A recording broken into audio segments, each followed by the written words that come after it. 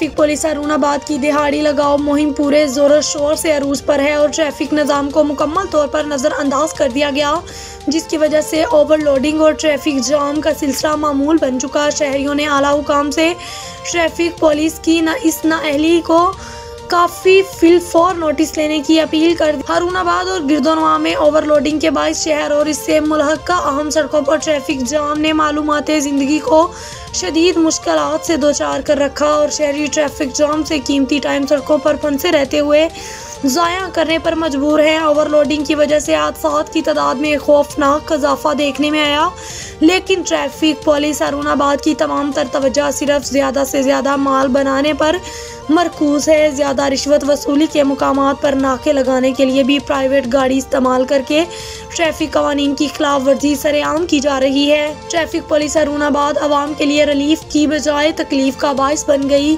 और लोग traffic police अरुणाबाद का तस्वुर ट्रैफिक निज़ाम की बजाय रिश्वत कमाओ के लिए मशहूर हो गया। ट्रैफिक पुलिस अरुणाबाद रिश्वत खोरी की अलामत बनकर महकमा ट्रैफिक पुलिस की बदनामी का बाइस बन चुकी।